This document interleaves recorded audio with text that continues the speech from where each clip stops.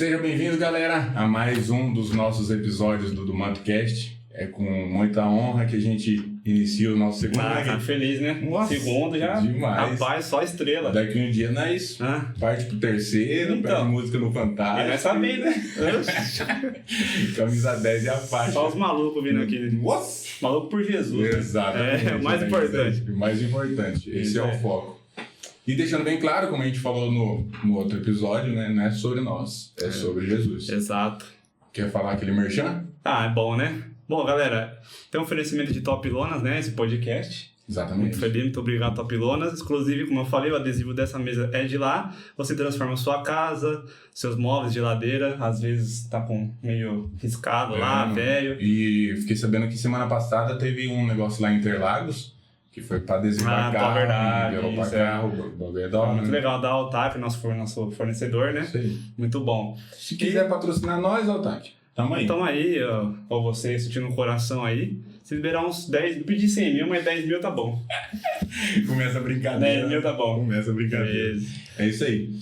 Com muita honra, nós vamos iniciar esse podcast e temos um convidado muito especial para nós aí, Sim, na certeza. nossa caminhada cristã. Agregou muito, agrega sempre, né? Agrega sempre.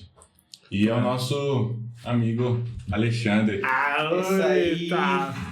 Tudo bem, galera? Bom. Isso aí, mano. Prazer aí estar nesse do MantoCast aí, uma honra, privilégio, né, meus amigos Gui e Aldrin aí, de caminhada. Show. É isso aí, vambora. Isso aí. E o tema hoje é sobre casa cheia e igreja cheia. É isso aí. E conversando com ele, nada melhor que trazer ele. É isso, com certeza, Que pra tem- falar do assunto, né? É uma boa Muito legal.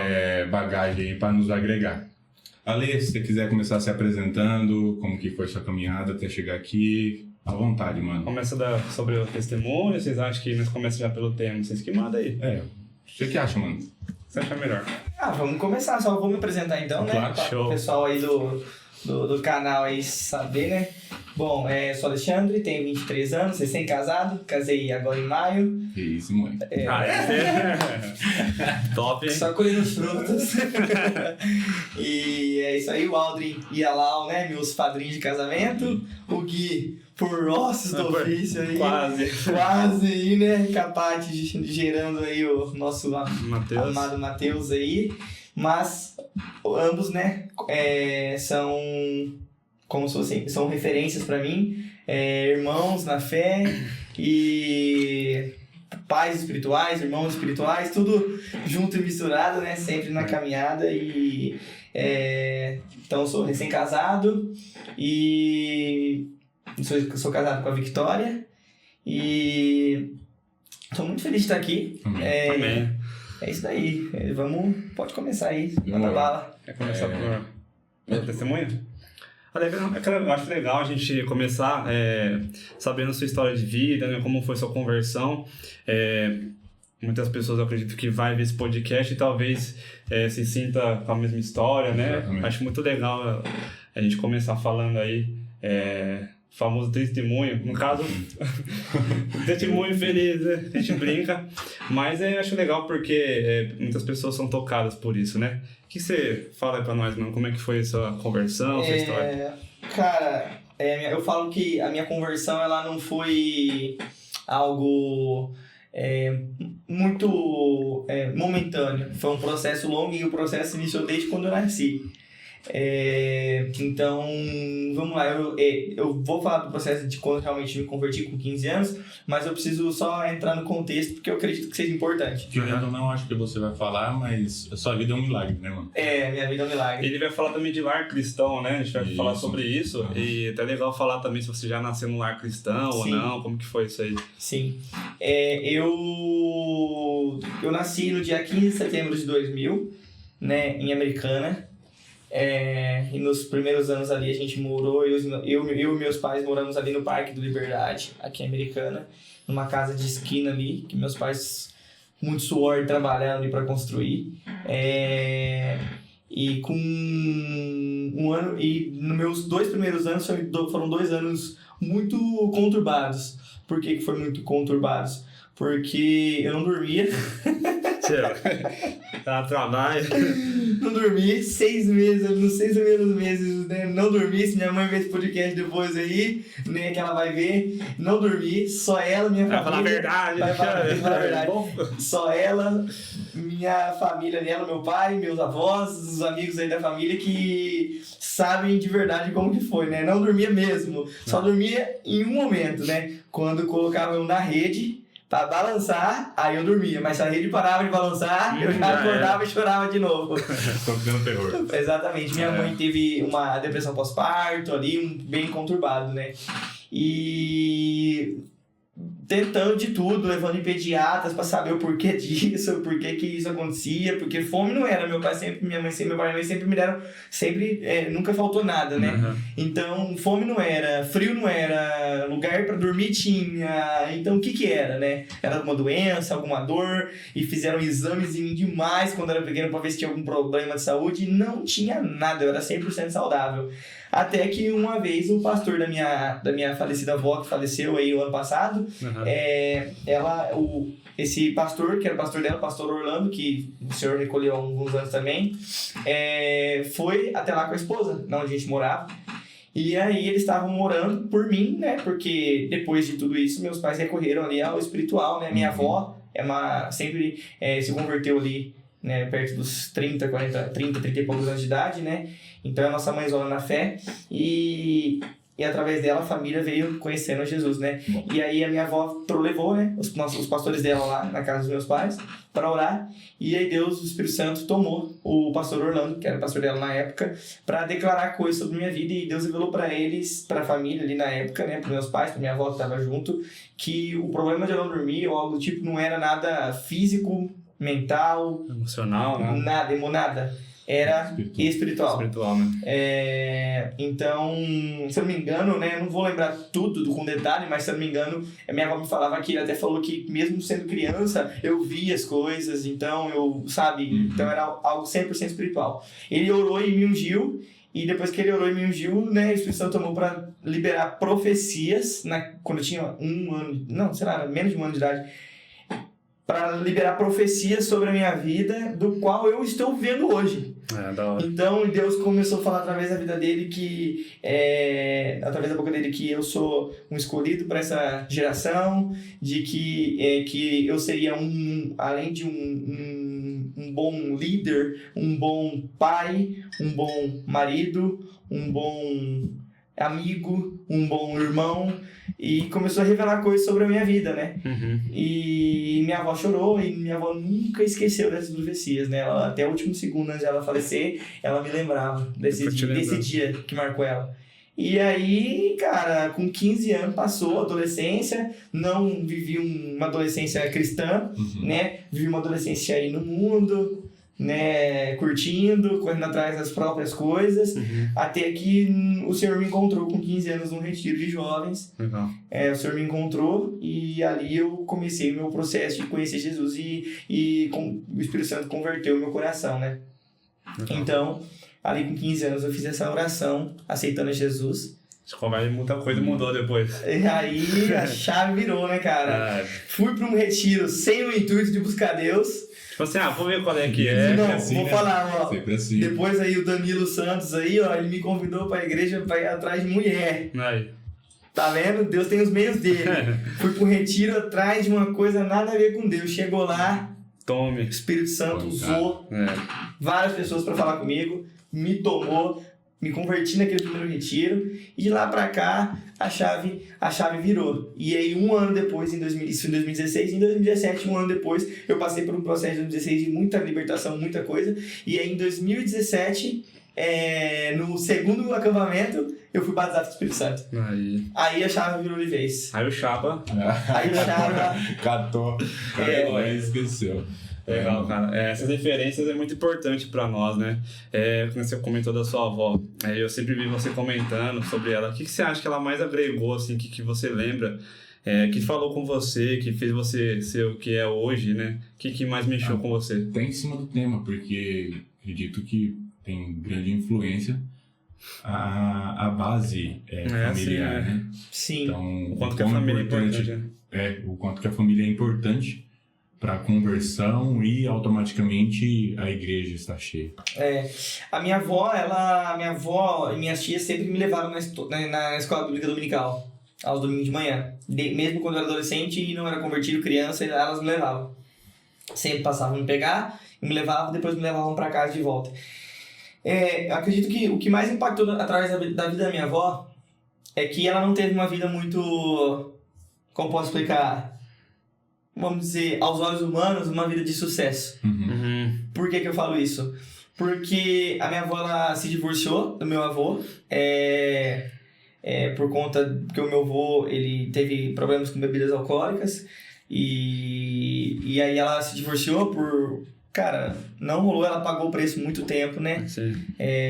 Orou muito tempo, aguentou muita barra, muita coisa, já, né? Junto com meu pai, com as minhas tias. E aí ela se divorciou. E depois, né, ao longo da vida aí, ela teve alguns problemas de saúde. E nesses últimos aí momentos, antes dela falecer, ela teve que lidar com uma luta incansável com o câncer. Então, aos olhos humanos, ela não teve uma vida de sucesso. Sim. Então, eu acredito que, mas em nenhum momento a gente, que era família, podia ver ela questionando a Deus acerca do que ela tinha vivido. Ela não reclamava e murmurava diante de Deus.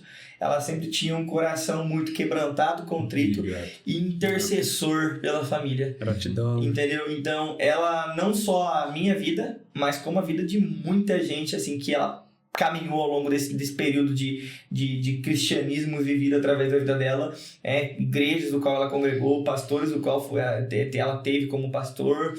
Então, o testemunho de vida dela foi o que mais me marcou, porque a perseverança. E todas as minhas conversas com ela sempre ressaltou aquele versículo que diz: aquele que perseverar até o final será salvo.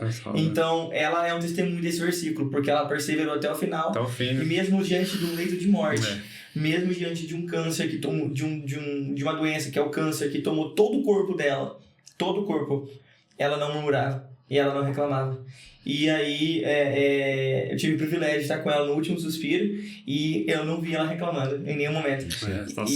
E ela foi até o final ali, fiel e amando a Deus acima de todas as coisas. Financeiramente, não teve uma vida rica, com luxos, sempre uma vida simples, muitas vezes dependendo de outras pessoas para ter o que comer. E mesmo assim, se ia lá, era sempre a mesma gratidão a Deus, a mesma paixão por Jesus. E esse testemunho é de grande valia, né? Pode ser que, seus familiares ainda, por completo, nem todos são convertidos.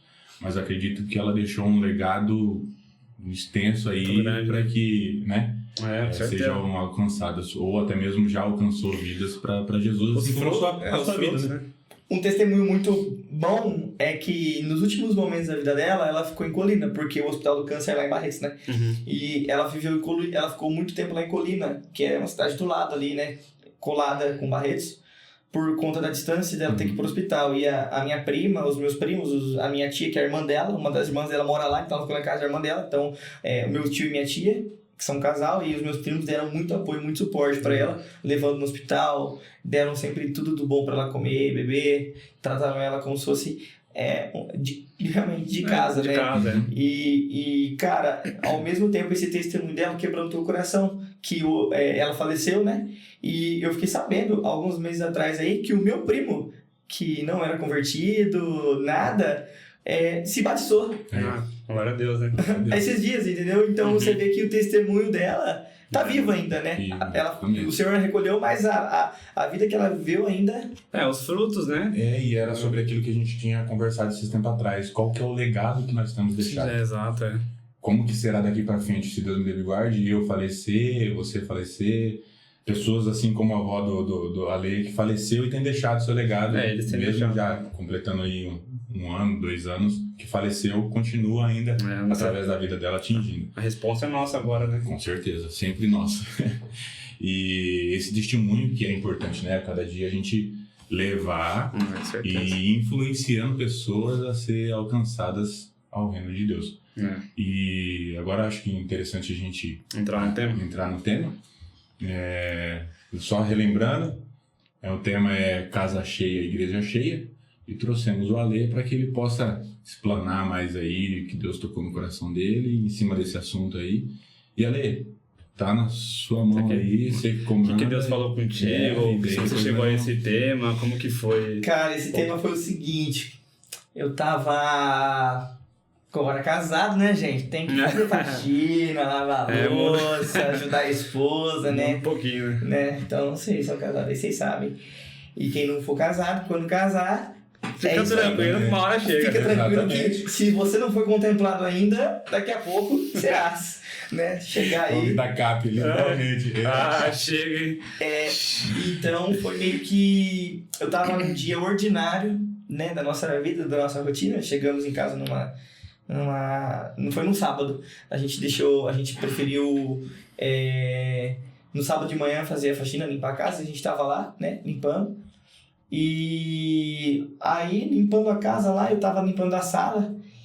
E aí, quando a gente sempre tem costume de... Quando a gente limpa junto, né? Às vezes eu limpo... Teve vezes que eu limpei sozinho, teve vezes que ela limpou sozinho, teve vezes que a gente limpou junto. Esse a gente tava limpando junto.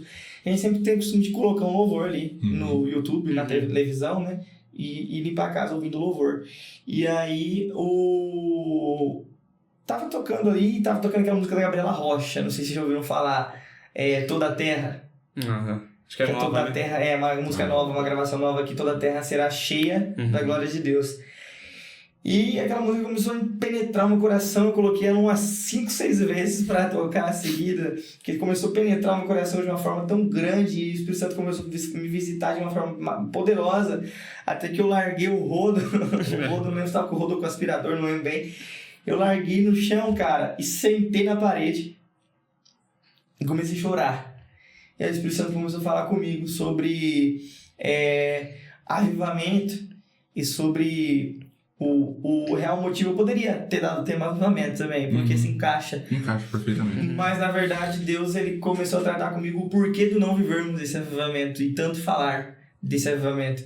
Nós falamos muito desse avivamento, discutimos muito sobre o avivamento, muitos pregam sobre o avivamento, mas o porquê não vivermos esse avivamento. Com certeza. E aí eu comecei a meditar, inclusive eu fiz um texto gigantesco que eu nem cogitei a possibilidade de trazer aqui para compartilhar, porque é um texto muito grande. E o Espírito Santo foi falar comigo do motivo do porquê nós não estamos vivendo. E aqui eu falo a nível Brasil. Eu não posso dizer nível mundial, mas talvez se aplique. Porque a gente não conhece todos os contextos em várias localizações do planeta. As culturas, né? As culturas, exatamente. Familiares, muda muito. Mas agora falando do Brasil, mas talvez se aplique ao mundo, né? Mas falando em contexto do Brasil, o porquê que nós não estamos experimentando essa glória palpável de Deus sobre as nossas vidas. E aí foi que o Espírito Santo falou comigo que as igrejas não estão experimentando o que é sermos cheios ou ser cheias da glória de Deus, porque as casas estão vazias. E aí, agora casado, né? Agora casado, Deus começou como sacerdote do lar, né? Ministrar, né? Deus, o Espírito Santo começou a falar comigo sobre a construção de um lar. E quando eu falo lar, eu não falo de casa, teto, tijolo, né? Nós estamos falando de família, pessoas, exatamente. Então, construirmos, edificarmos um lar aonde a presença de Deus seja atraída e habite ali naquele lugar. E aí eu comecei a meditar em cima disso. Então, foi por isso que surgiu esse tema que o Espírito Santo me deu. A igreja só será cheia da glória de Deus quando as casas se tornarem cheias da minha glória. Porque os nossos cultos, as nossas reuniões, né, semanais, nada mais é do que um ajuntamento de famílias. Sim. Então, se for um ajuntamento de famílias vazias, nada mais é do que um ajuntamento vazio. Vai ficar vazio, né? Então, quando Deus começou a tratar esse tema comigo, sobre construirmos e edificarmos um lar onde a presença de Deus seja atraída, ou seja, onde Deus ele olha e fale, eu vou habitar no meio dessa família porque essa família tem a minha presença como prioridade. Então, onde Deus olhe para esse lar e sinta prazer de habitar no meio dele. E através disso, né, Deus enche essa casa, família, da sua glória. E aí, posteriormente, o resultado disso, num ajuntamento eclesiástico da igreja, isso reflete como um derramamento da glória de Deus geral, porque todas as famílias estão no mesmo propósito, sermos cheios da glória de Deus, da presença. E se tratando aí, você falou, né, que Deus te tocou quando você estava ouvindo a música e tudo mais. E de que maneira o culto doméstico ele influencia para que isso transmita para a igreja? O culto doméstico que você fala é a família no lar. Isso. Eles tirando uma hora ali pra orar, devocionar. Cara, assim, como influencia... Porque, só cortando antes de você falar, a gente acredita que o secularismo hoje tem tomado conta e acaba virando um looping, né? E é trabalho, às vezes faculdade, o Gui mesmo com os filhos. Então, tipo, se você não ponderar isso daí, você não ter... Priorizar, né? Não priorizar a palavra de Deus, eu acredito que vai acarretar em muitas coisas. Então, no seu ponto de vista aí... Cara, é completamente crucial. Porque nós estamos vendo que nós estamos sendo completamente tomados e influenciados a entrarmos num ativismo, né? E até mesmo não só um ativismo profissional, mas também religioso. Uhum. Né? Então, é uma armadilha muito grande o ativismo, né? Na verdade, não é só uma armadilha, é uma estratégia de Satanás, é uma das principais estratégias de Satanás de não deixar com que aquela casa tenha como prioridade a presença do Espírito Santo e a presença, né, da glória de Deus, justamente atarefando as pessoas. Então, se nós não temos um momento, né, como o Aldrin falou, o culto doméstico, que é um momento de devoção a Deus dentro do nosso lar, isso influencia totalmente o impacto, isso tem um impacto direto na presença de Deus de forma eclesiástica, que é, né, no ajuntamento de todo mundo. Porque, cara, é muito nítido que a gente pode perceber de forma prática na nossa vida cristã que quando nós estamos vivendo de forma espiritual e buscando, inclinando a nossa vida para as coisas espirituais, tudo vai se tornando espiritual. Uhum. As nossas prioridades se tornam espirituais, toda decisão tomada vai ser de forma espiritual, priorizando uma ordenança, né, de Deus.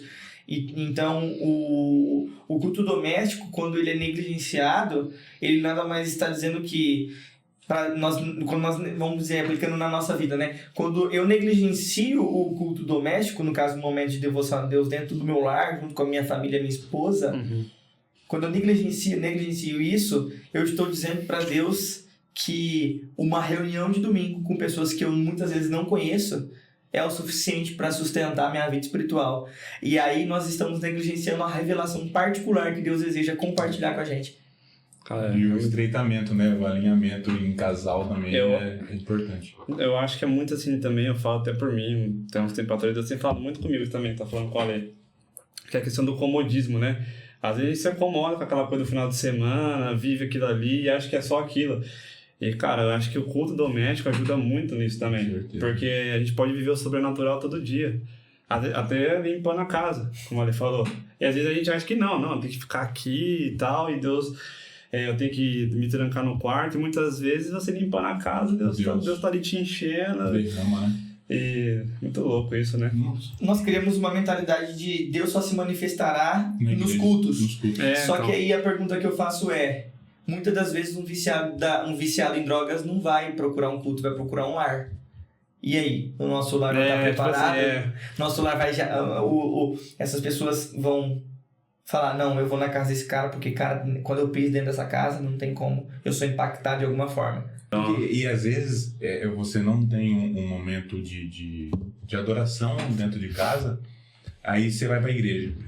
Aí automaticamente você coloca expectativa no louvor. O Padre falou, Coloca expectativa no louvor, daí, beleza, o louvor não foi bem, aí você coloca expectativa na palavra. Falei, o pastor tava bem hoje. Não tava bem. Mas não é assim, mano. Você tem que começar na sua casa, você não tem que esperar nada da igreja. Mano. Você tem que começar dentro do seu Até porque o culto não é pra você, né? Não, mano. O culto é pra Deus. Porque às vezes pra você não foi bom, mas pra outra pessoa ali... E o ajuntamento eclesiástico, a gente se ajunta nas nossas reuniões, é para que, como um corpo, um edificando a vida do outro através dos louvores e da palavra, através dos louvores a gente glorifique e exalte quem Deus é. Exato. E a palavra nada mais é do que o momento onde a gente ouve e espera que Deus fale com a gente, né? Mas a palavra muitas vezes né? Quantos cursos a gente já pode ter, eu já fui, que Deus deu uma palavra específica de uma coisa que falou com uma pessoa no culto. Porque Deus queria alcançar essa pessoa e Deus não se importa muito com a nossa opinião religiosa, né? Influenciar bastante, o culto nos lares influenciar bastante na igreja. Na igreja, sim. E Ale, vou pedir pra você o que a Bíblia nos ensina, o quão importante é a comunhão nos lares e automaticamente dentro da igreja. Eu acho que a gente pode pegar a igreja primitiva em Atos, né? A gente pode ver que eles se reuniam na onde? Nos lares. Nas casas, né? Então, eu fico perguntando o seguinte: em tempos de perseguição, qual é o refúgio que nós temos? Dentro de casa. Então, se a gente não está acostumado com a presença de Deus na nossa casa, em tempos de perseguição, a gente nega a fé. Igual foi na pandemia, né? A gente foi obrigado a... onde eu até brinquei um tempo atrás, que a pandemia veio para sacudir os frutos bons dos frutos maus, os frutos ruins. Porque nessa pancada aí, o que caiu de gente, né? Tava, às vezes, achou que tava frio, no caminho, mas não tava. Não tava, não. Pesado. Então, foi meio que o sacudir aí da árvore. A gente pode pegar que a história, a Bíblia relata que a igreja primitiva ela se reunia nas casas, né? Em oração, em intercessão, né? Ainda mais quando os apóstolos eram presos, né? A igreja se reunia para interceder para que Deus fizesse alguma coisa, intervisse de alguma forma. E isso acontece até nos dias de hoje. Uhum. Se a gente pegar países perseguidos, né? Do Oriente Médio, por exemplo, ou quando as famílias se juntam em igrejas subterrâneas, mas acontecem as reuniões familiares com o pai, a esposa, seus filhos dentro de casa. Então, é aquela pergunta que eu acho que, nem pensei em falar isso, mas tô até pensando aqui nela de novo, que se em tempos difíceis onde nós nos somos levados a viver de uma forma onde o evangelho é utilizado, né, onde nós não podemos livremente expressar a nossa fé e a gente só vai ter o nosso lar a recorrer, e nós não estamos habituados com a presença de Deus nos nossos lares, então o que nós faremos com a nossa fé? Isso é muito... Morreremos espiritualmente, negligenciamos a nossa fé em Cristo Jesus, porque a nossa casa não está habituada com a presença de Deus sendo manifestada ali, nós estamos vivendo nossa casa está tão vazia, a ponto de, tipo assim, a partir de hoje chega de culto em templos. Pô, então eu vou fazer o que da minha vida? Vou abandonar a fé. Então, já que não pode ir na igreja, eu vou abandonar. Cristo que se dane, né? É difícil, né, de imaginar, mas... Não, mas é um cenário que pode vir a acontecer. Foi o que vocês falaram, a pandemia mostrou isso, né? Eu falo até por mim, eu ia me incomodar com essa de final de semana, e quando eu me senti obrigado a fazer o culto doméstico, tipo, tudo muda, né? Você fala, nossa, mas em casa, tipo, nada a ver, né? Isso aqui foi o que o Ale falou. Como que os caras faziam lá em Atos? O culto é nos lares, então esse exemplo a gente sempre teve, né? É que a gente... O fundamento sempre teve ali, né? A gente acha que como as coisas estão mais modernas hoje, tipo assim, então não precisa mais fazer em lares. Só um detalhe muito importante também que a gente não pode esquecer, né? A pandemia, é por isso que eu falo, às vezes pensando na pandemia, a pandemia veio do diabo. Tá, eu acho que não tem tanto fundamento, mas a pergunta que eu faço é o seguinte: nós tivemos o Descende aqui no Brasil. Foi um pouquinho antes, lotamos aí 3 estádios. Allianz Parque, Morumbi e... Brasília, né? Mané Garrincha. Lotamos 3... A igreja brasileira lotou 3 estádios de maneira simultânea para buscar Deus e buscar um avivamento para a nossa nação. Na hora que o Descende acabou, que o Descende significa envio, né? Na hora que o Descende acabou e aquela chama de Deus vai me enviar. É agora, cara. Vamos pregar o evangelho. Chegou minha vez. Nossa, viado. Meu Deus. Teve até carruagem de fogo. Minha hora. O nego saiu saltitando, pulando lá do último andar do Morumbi. Os anjos, né? Claro assim, é agora, né? Empolgação. Aí tá. No outro dia a gente acorda com a pandemia, dizendo assim: não. Ninguém vai ser enviado pra lugar nenhum. Vai todo mundo entrar dentro de casa. E aí? Aí entra naquilo que a gente comentou. O mestre dos lares. E aí? Será que Nem Deus... todo mundo. Será que Deus não estava tentando mostrar pra gente, através da pandemia, que antes da gente tentar alcançar nações e muitos milhares de perdidos, a gente primeiro precisa restaurar o nosso lar, Não. restaurar os nossos relacionamentos familiares, restaurar a busca do Espírito Santo diariamente no arroz com feijão dentro de casa, a Bíblia, o jejum e a oração perseverante todos os dias? Pra tudo, né? O básico é impacto essencial, todo né, mundo. mano? É A impacto leitura pra da todos. Bíblia, a oração é essencial. E aí? Não é vira, né? Se torna um escudo, né? Então se a gente... Efésios, escudo da fé. E na igreja é um reflexo, então, né? Seria tipo assim, a comunhão entre os irmãos é um reflexo do que a gente vive em casa também. Exato. E às vezes a gente acha que não, né? Tipo assim, vou chegar na igreja e tudo vai mudar, mas é o que a gente tá falando, diariamente, A ordinário. estruturação de um lar, e quando eu falo estruturação de um lar, eu falo da família, que Deus estabeleceu é o quê? O pai, a mãe e os seus filhos. Correto? A estruturação da igreja é o pai, os seus filhos e também que os seus filhos também não deixam de ser a noiva de Jesus. Então, o padrão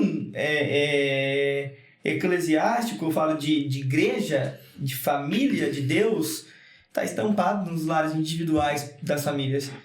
E é aquilo que eu falo, as nossas reuniões nada mais é do que a extensão de uma família do qual Deus instituiu. Então, Deus instituiu eu, a minha esposa, o Gui, a esposa e os filhos, o Aldrin, a esposa e a filhinha, a filhinha. E Deus instituiu a nossa família, mas o que seria o nosso ajuntamento? Cara, aquilo que eu vivo no meu lar, você vive no seu lar, o Gui vive no lar dele, quando a gente se ajunta, Quando vai lá. eu compartilho do meu lar com o teu, vocês compartilham do lar de vocês com o meu, e assim toda a igreja e todo o corpo é edificado na manifestação da presença de Deus. Agora, se nós não buscamos individualmente na nossa família, o que vai acontecer no ajuntamento? Eu não tenho nada para te entregar, você não tem nada para me entregar, nós estamos fazendo o que aqui? Vai ficar só o barulhinho do Cada vídeo. um leva pro outro. Vamos criticar o pastor que tá pregando? Vamos criticar a banda que tá ministrando louvor? Talvez a mulher vai desafinar? Aí entra aquele ditado popular, né? Oficina, como que é? Mente vazia, né? Mente vazia, oficina do diabo. Exatamente. Quando a gente tá cheio da presença de Deus, quando a gente se ajunta, cara, o que a gente quer Não fazer é pensa o quê? mais nada, só... Derramar a presença de Deus sobre a vida de outras pessoas, cara. Você tá vazio, cara, então vem cá que eu vou... Vamos lá. Entendeu? Agora que se a gente tá vazio, o que nós vamos fazer? Esvaziar mais ainda. O complicado é, né? Ser esvaziado você Não tem nada. do que você não tem. Eu não trouxe nada pra mim, nada mesmo. Então. Nem fome, nem sede Nem nesse fome, caso. nem sede. Nem um copo pra poder Verdade, nem encher. a fome, nem a sede. Mas é Nem um demais. copo pra poder encher, né? No banquete. Discussão. Pois é. Cara, mas é muito legal atingir essa maturidade, né? Que isso edifica as pessoas, porque eu vejo isso mesmo hoje, cara. Como que as pessoas... Tem muitas ainda que acham que a resolução dos problemas é ir à igreja de domingo. Muitos ainda acham isso, né? E que a revelação venha pra todos, porque, cara, isso influencia demais. Acho que mais, mano. É o que você falou, daqui a pouco é o pastor, é o líder, é a banda, é o dia que tava muito quente. Ou o dia que tava muito frio. Tô muito quente, tá né? chovendo. Não, o crente no Brasil tem um medo de frio, de chuva, que não tá escrito, né, Não, cara? não, Mas era o que a maioria, né? Meu pai sempre falava, né? E alguns pastores eu também já ouvi falar. Pro emprego você não falta, né, mano? Faça chuva, faça sol, faça Você vai. frio, você tem verdade. que ir. Ixi, acabei de faltar. Vai buscar Deus, né? Vai até doente, né? Não, mano. Muitas vezes, não tem como faltar. Não, ou às vezes pega atestado, cancela atestado e vai trabalhar. Vai trabalhar mesmo com atestado. Mesmo com atestado. Queria vir pra igreja mesmo com atestado aqui, ó. Não tem, mano. Não entra na minha precisa. cabeça isso aí, mano. Independente de, a gente tem que fazer, né? A gente tem que estar falando os cultos nos lares, os nossos devocionais, Sim. orações. Juntar até tudo, né? E daí sim a igreja ser o aglomerado de todas essas coisas que aconteceu nos lares. Pelo menos levar a fome e a sede, né? De forma prática, os nossos lares devem acontecer o nosso arroz com feijão, farinha e ovo diariamente. E nosso ajuntamento nas reuniões nada mais é do que a pizza que a gente come no final de semana. Porque eu tenho uma porção da minha casa, você tem uma porção da sua e o Gui tem a porção da dele. Quando a gente se ajunta, meu irmão, o negócio tem que explodir, velho. Exato. Entendeu? A gente tem que se edificar um ao outro e, cara, ir pra cima, entendeu? Então você imagina, se Deus deseja derramar uma porção da sua glória em cada casa, quando o ajuntamento acontece, o que acontece? É o ajuntamento da porção de Deus.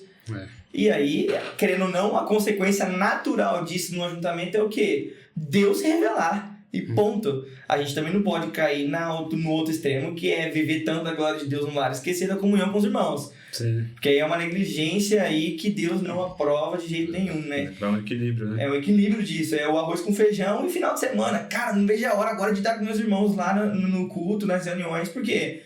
Porque eu amo que eles carregam. E eu tenho que receber deles também. Quer viver aquilo lá também, né? Entendeu? Vou estar na casa do meu irmão. É verdade. Então, acho que essa mentalidade. E a gente tem vivido isso, né, mano? Tem dado graças a Deus aí que nos lares, né? Tem muita coisa a mudar, né? Mentalidade tem mudado, né? Mentalidade tem mudado, as coisas têm acontecido. E automaticamente na igreja tem sido o reflexo de tudo que a gente tem vivido nas nossas casas. E na família, assim, Ali, o que você vê hoje? O que você acha olhando assim? Vamos falar Brasil, porque a gente vê mais fácil, né? O que você acha qual é o maior problema da família brasileira hoje? O que mais falta nos lares, assim, além, né, do culto doméstico, né? Dessas coisas que a gente tá falando? O que você acha? É a estrutura? Que nem tava pensando nesses dias, né? Na nossa época de escola, a gente via poucos pais separados, né? E a família era mais estruturada. Hoje a gente vê muito desse problema e o quanto que hoje está cada vez pior. Esse é um exemplo, né? Eu falo, né? Mas você vê mais alguma coisa? O que você acha sobre isso? Falando de... Acho que é o meu ver de casamento, quando eu falo homem e mulher apenas sem filhos, eu vejo que o que falta é a doação de percentual. De um para o outro. Por exemplo, não rola se for 50-50. Porque, por exemplo, eu caso, mas eu não quero dar a senha do celular pra minha esposa. Eu caso... Começa a ficar meio... Eu caso, mas o Instagram tá bloqueado para entrar. O WhatsApp, esquece. Eu vou até tal ponto. Depois desse ponto, isso aqui eu não abro mão. Sendo que, na verdade, meu irmão, quando Deus fala que nós vamos ser uma só carne, não tem pra onde correr. Não tem essa, né? Pra onde correr mesmo. Então, pra que o casamento, na minha visão, dê certo, não é...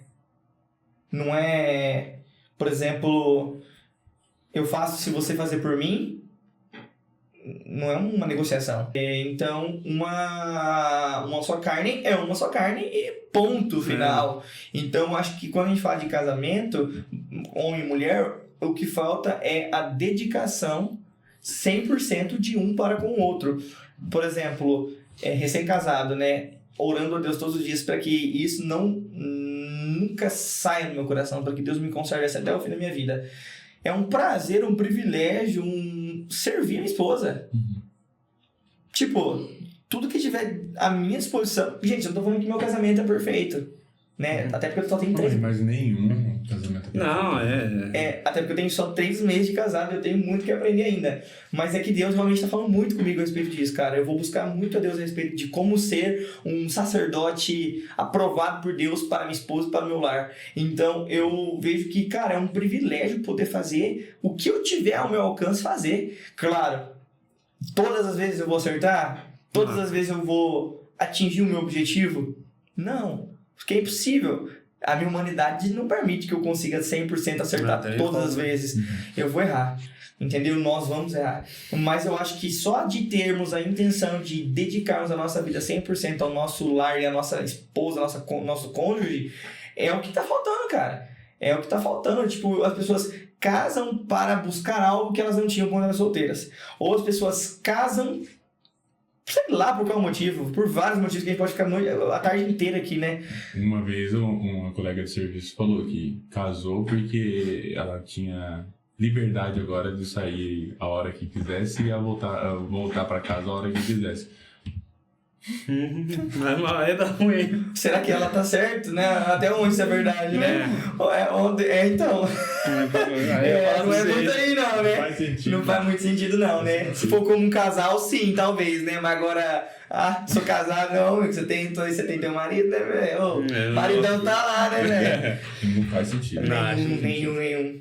A liberdade que existe nesse sentido agora como um casal, a gente não deve certas satisfações, né? É uma família, nós estamos construindo nossa vida, então se eu quiser sair no sábado pra comer uma pizza com a galera e ir pra casa de alguém e chegar 3 horas da manhã, não vai ter horário estabelecido como um casal, eu falo, né? Agora meu amigo sozinho ou sozinha, não. Aí a conversa é outra. Você dá margem, né? Aí você dá margem, exatamente. E a gente tava falando, né? A casa cheia, a igreja cheia. Agora vamos ao contrário. No que sentido ao contrário? O que a igreja influencia em encher as nossas casas, no seu ponto de vista? E quando a gente fala igreja, a gente fala das reuniões, das comunhões de todos os irmãos. Cara, influencia em que sentido? Você, como família agora, né? Como casal. Como família, você sempre vai ter um lugar para recorrer.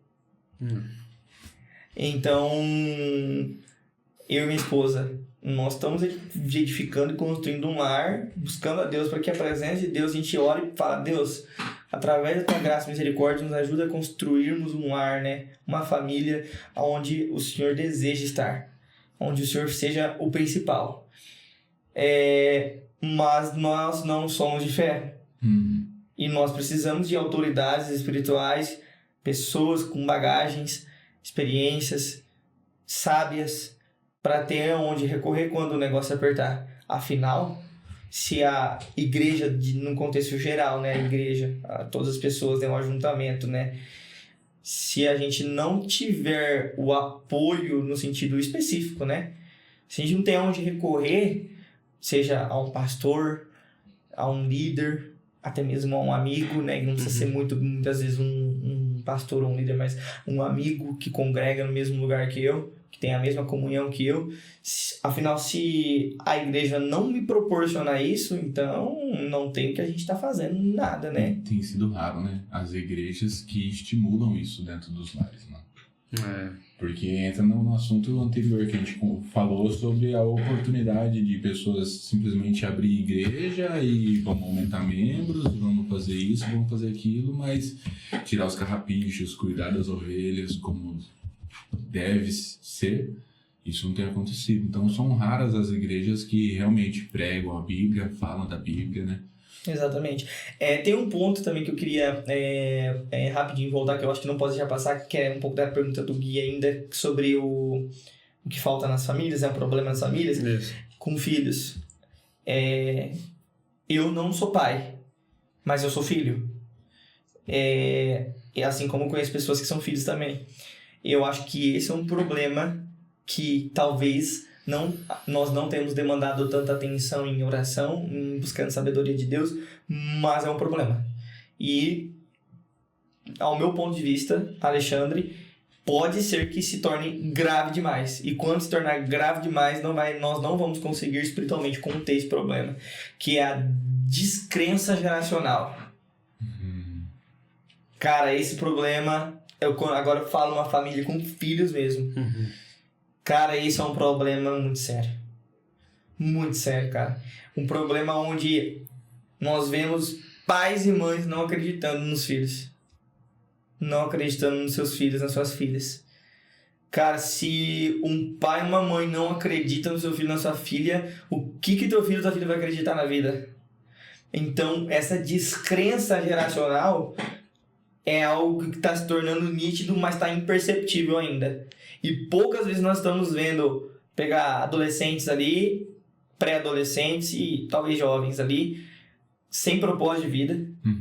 E aí a gente fala, essa geração não vai para frente, essa geração não cola, não trabalha como deve ser trabalhado. Vai tacando pedra, né? Fica tacando pedra e, na verdade, essa pessoa até mesmo dentro de casa tá ouvindo esse tipo de coisa. Não, sim. Como que nós vamos edificar uma igreja do fim dos tempos acreditando da próxima geração? A palavra tem poder, né? Muitas coisas que você fala pro seu filho, né? E dentro de casa ainda, né? Tipo, onde você espera mais refúgio, referência, né? referência. nós vamos ter... Então, eu creio que nós estamos, como família, nós vamos começar a viver um tempo onde... no final dos tempos, olha pra você, eu acho que, né, não sei se vocês vão entender o que eu tô querendo dizer, mas, por exemplo, em Joel 2, né, o profeta fala o quê? Que nos últimos dias, não lembro agora se é Joel 2, eu sou muito ruim de endereço, mas eu sei que tá na Bíblia, que Deus iria converter o coração dos pais aos filhos e dos filhos aos pais. Só que a primeira conversão é o quê? Dos pais aos Filhos. Então, parece que Deus já, através de profetas, há muitos anos atrás, já estava prevendo esse tempo. De que ele vai precisar tratar com os pais acerca da crença nos filhos. Ou seja, é uma quebra ali de descrença geracional que Deus já está fazendo. Já declarou que vai ter que ser feito. Porque é esse destrave de pais para filhos e de filhos para outros filhos no futuro, é esse destravamento que vai gerar uma igreja, futuramente falando, né? Presente, futuro falando, uma igreja que seja gloriosa e acredite com fé no propósito que Deus deu. Então, é um ponto ali falando, né? Porque exatamente, a gente tá preparando uma igreja para os fins dos tempos, né, cara? Tipo assim, já tá ruim o negócio, né? Já tá embaçado. Imagina daqui 20 anos, cara, o que a gente vai viver? Se a gente não tiver uma geração forte, a gente vai ficar tacando pedra, né? Então, tipo, esses que vão... E esse tema, ele se aplica bastante porque, assim, beleza, agora a gente entrou num assunto que é falando sobre os filhos. O exemplo dentro de casa, mano, é aquilo que a gente sempre fala. O exemplo convence. Então, você dentro de casa, orando, jejuando, automaticamente você também está fortalecendo seus filhos para o que há de vir. Se você não faz isso... Uma pergunta que é muito importante fazer também, né? Eu não sou pai ainda, né? O Alden vai logo aí, né? Meu Deus. O Gui já tem uma aí, né? 2. Tá bom já. Obrigado, senhor. Então, eu fico fazendo uma pergunta. E aí uma pergunta para quem vai assistir o podcast pensar também, né? Para o Gui pensar como pai, para o Aldo pensar como futuro pai, até para mim pensar como futuro pai também, né? Não que minha esposa está grávida, mas nós com certeza vamos ter filhos. Será que existe problema? Porque Jesus fala, quando você for orar, você vai pro teu quarto em secreto, fecha a porta e o teu pai te vem em secreto, te recompensará, né? Será que não tem nenhum problema, às vezes, nós como pai abrir um pouquinho a porta para os nossos filhos ouvir a gente orar? Será que Deus condena esse tipo de atitude? Porque nós estamos tentando dizer que, entendendo que Jesus fala que a nossa oração não tem como, não é para ser como uma oração farisaica para mostrar que nós somos religiosos ali. Ou seja, é intimidade com Deus que Jesus está falando, né? Mas eu acredito que você estender a tua intimidade para a tua casa não é um crime. E na verdade, muito pelo contrário, eu acredito que Deus deseja isso, porque... Como nós vamos acreditar... Tipo, imagine o seu filho ali com 8 anos de idade. Ele acorda pra ir no banheiro numa madrugada e aí ele passa na frente da porta do seu quarto e aí tá um pouquinho aberto e ele vê o pai e a mãe ajoelhados no pé da cama chorando, dizendo: Deus abençoa minha casa, abençoa meus filhos, guarda minha vida. E chorando e gemendo diante do Senhor Jesus, pedindo força, poder, unção, graça, sabedoria para administrar a casa, para conduzir a família na presença de Deus. Como será que o filho, uma criança de 8 anos, quando se depara com uma cena dessa, como que o coração e a mente dela fica? Ela nunca vai se esquecer disso. Se algum dia da vida dela, ela desviar o olhar dela para outros caminhos, ela vai se lembrar desse dia. Exatamente. Meu pai orou, cara. O assunto do podcast na outra vez foi que eu falei, eu sou grato às orações da minha mãe. Eu sabia que eu voltando para casa, muitas das vezes eu pegava ela lá na sala orando. Deus protege meu filho, que o Senhor traga em paz para casa. Guarda, derrama os... E quanto tempo ela orou, né? Então, mano. Intercedeu. Entendeu? É de suma importância. Claro que existe uma outra vertente aí. Nem tudo num relacionamento você deve abrir para uma criança. Mas nesse sentido que você falou, mano, é de suma importância a criança ver os pais buscando a Deus. Buscando a Deus. É, Ou eu seja, acho que- num jejum, numa oração. O que tá na faltando leitura da hoje, Bíblia. acho que é exemplo, né? Exemplo. Exemplo. É aquilo que eu falei pra você. Vida, né? Vida é viver na igreja o que você vive em casa. Isso é um problema geral. Eu acho que é isso a grande questão. E nós temos a oportunidade aqui, vou falar a gente aqui, porque a gente é cristão, tudo, né? O Ale casou recente, a gente é casado já. E nós temos a oportunidade de implementar isso nos nossos lares. Né? É a nossa chance, chegou a nossa vez. Então a gente precisa fazer isso, porque eu vejo que é o maior problema hoje.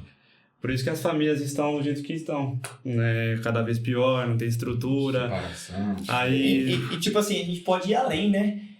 Se a gente perceber que o nosso filho passou ali, filho, vem aqui fazendo um favor, dobra o seu joelho junto com o pai e com a mãe aqui, vamos falar com Deus.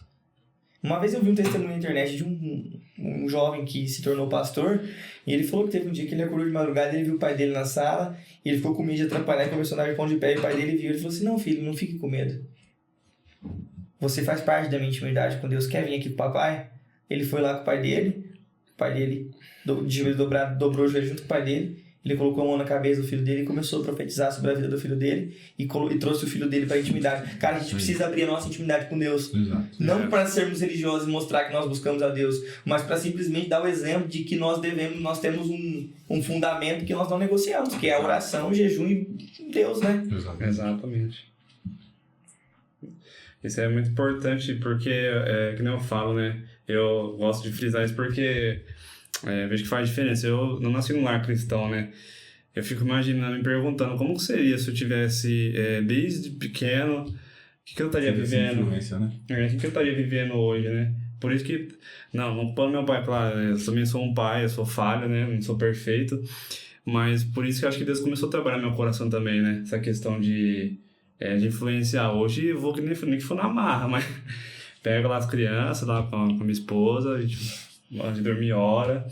Porque, igual a gente tinha falado, né? Essa questão da rotina, a gente acaba, e que você tinha falado também, a gente começa a ficar atarefado e, cara, a gente começa a colocar tudo como desculpa. Que nem a Patrícia, a gente, muito assim, cada um vai dormir num horário, né? Só que a gente começou a entender que, tipo assim, e aí, e o nosso exemplo, né?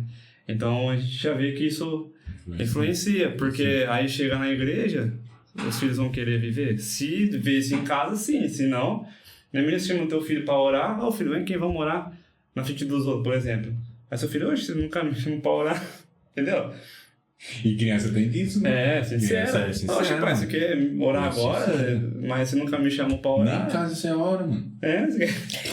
Nossa, é aquela questão. Aí dá ruim, hein? Tem tipo assim, uma frase muito legal que eu ouvi, que acho que nós devemos aplicar, né? Acho que eu já até falei ela conversando com vocês, não sei, ministrando alguma coisa, a palavra algum dia, que tipo, nós devemos falar mesmo abertamente de que nós não queremos a sua unção se nós não temos a sua vida. É muito pesada essa frase, né? Sim, Jesus não quer nossa unção para usar a nossa unção, né, que ele nos deu de capacitação para algo, se ele não tem a nossa vida, né? Tem muita gente ungida que não tem a vida que comprova a unção, né? Então, a vida, a unção, ela não comprova a vida. É a vida que comprova a unção. Né? Porque quantos ungidos não caem? Exatamente. E você falando aí, me fez uma pergunta referente ao que o Gui tava falando, né? Sobre a sinceridade da criança. Já pensou se muita gente chega pros filhos dos pastores aí e pergunta como o pai e então, de casa? porque a resposta é grande, né? E aí, é esse que eu... É forte, mano. Forte. Por isso que eu tô falando, o exemplo, ele arrasta. Então, tanto pro bem quanto pro mal. Você faz dentro de casa aí, uma brincadeira, lá a filha fala, o filho fala. O testemunho, né? Colocou em xeque. Testemunho é isso, exatamente isso que eu ia até falar. A gente vê que hoje o pessoal zoa muito a igreja, né? Os cristãos. Tá ficando cada vez pior. Escutei até a gente falar assim, vou contratar um cristão. Ixi, se é cristão não vou contratar não, porque dá problema. Falta demais. Cara, isso dói na gente, né? Que é cristão. Eu acho que a gente não é perfeito, igual eu falei, mas... o que vocês estão falando, testemunho, hoje é ainda mais evidente, né? Hoje a gente tem rede social, tem um monte de coisa aí. E nós estamos sendo observados, né? Todo momento. Todo momento. Igual esses tempos atrás, conversando lá, eu vi uma postagem de um colega que postou tomando Santa Ceia. E automaticamente, antes disso, no batismo. Aí eu falei, mano, beleza, mano, boa essa decisão sua que você tomou, fico feliz que você tá nos caminhos do Senhor e tal. Não, André, eu já fui, eu já era. É que não aparentava, mas eu falei, mano, o que você tá fazendo, mano? Não faça isso. Porque é aquilo que Jesus fala, né? Tudo errado. Tudo errado. Que o seu sim seja sim, que o seu não seja não. É, Deus prefere que você diga não pra ele do que você diga um sim meia boca, né? Exato. Metade. Não tem lógica, né? Não faz lógica. A gente mancha o nome de Jesus, né, Com cara? certeza. É algo que é até muito delicado, né? Pô, você tá difamando com a tua vida o nome de Cristo. Por isso que muita gente fala, eu ser crente igual aquela pessoa? E é por isso que Jesus sempre falou também lá em Mateus, né? No final do Evangelho de Mateus, Jesus fala, né? Em meu nome, fizeram isso, fizeram aquilo, em meu nome. Expulsou o demônio, curou enfermo, tal. Faz tantas coisas. Faz tanta coisa. E aí, chegar lá no final, Jesus falar, cara, eu nem te conheço, velho. Já pensou?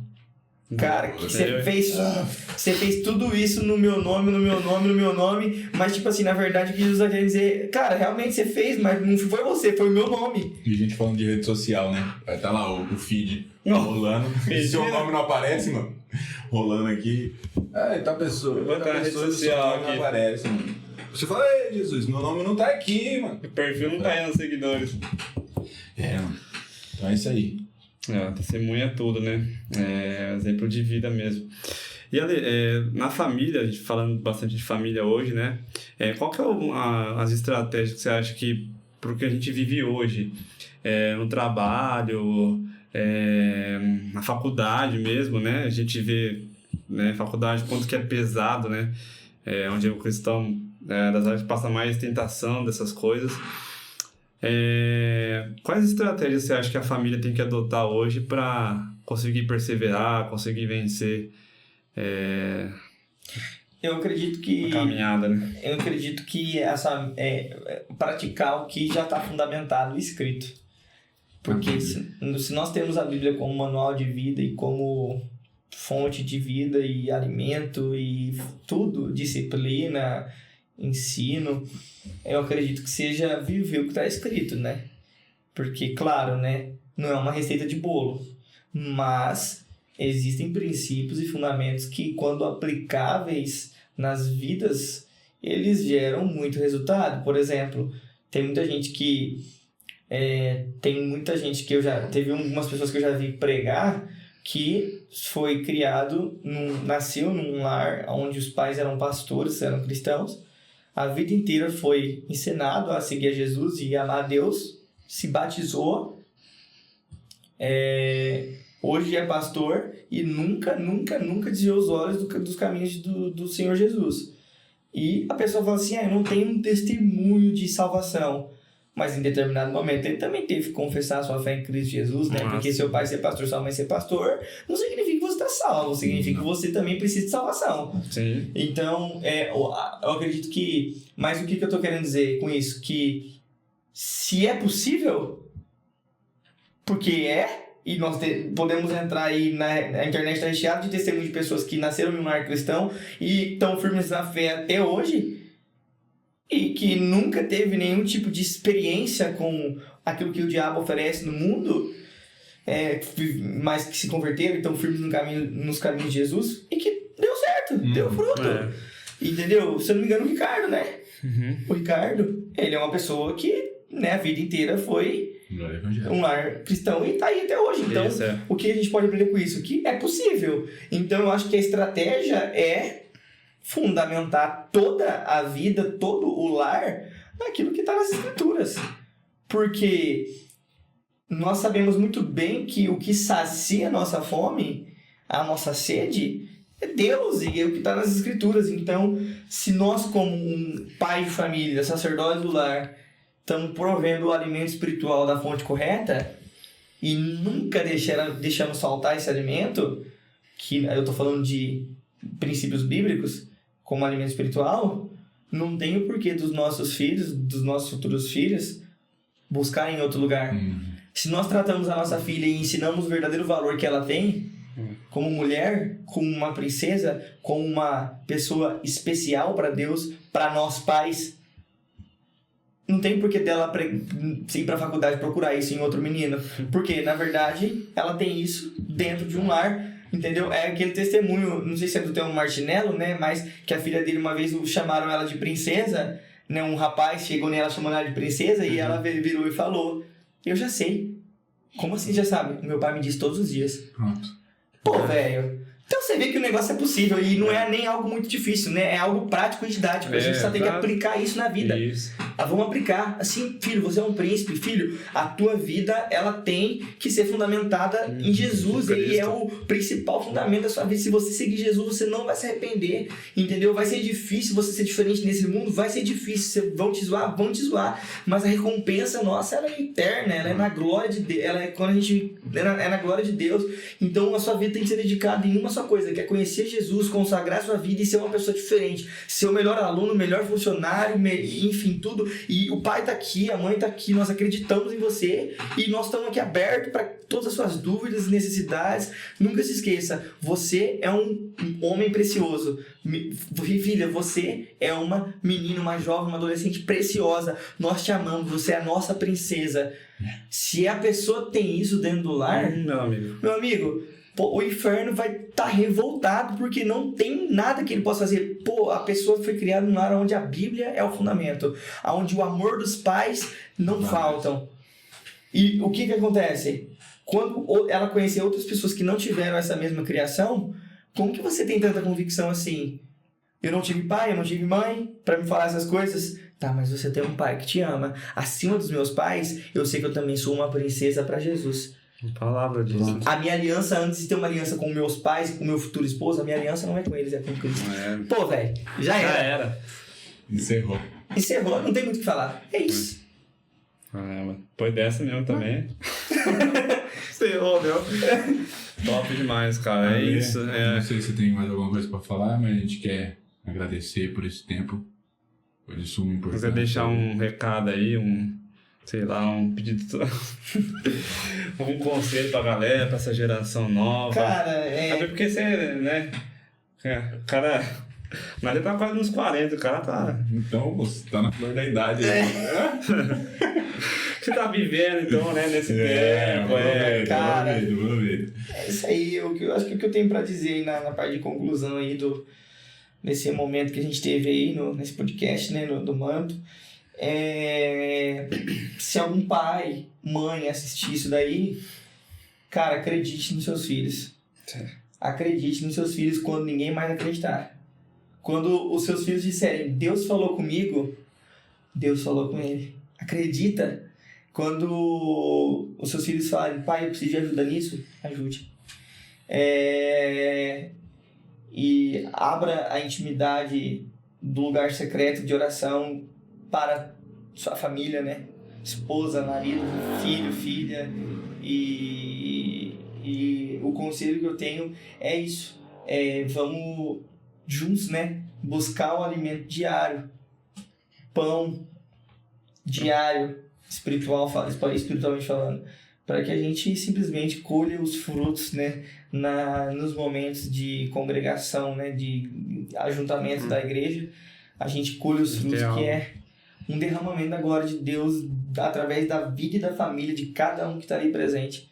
Se tiverem 35 famílias, 100 famílias, 1000 famílias que buscam a glória de Deus no ordinário, diariamente, no secreto, quando esse ajuntamento acontecer, meu amigo, se tiver 100 pessoas ali que não conhecem Jesus, essas 100 pessoas vão dobrar o olho e falar, cara, Deus está aqui, nunca mais eu quero sair daqui. E aí a gente começa a colher.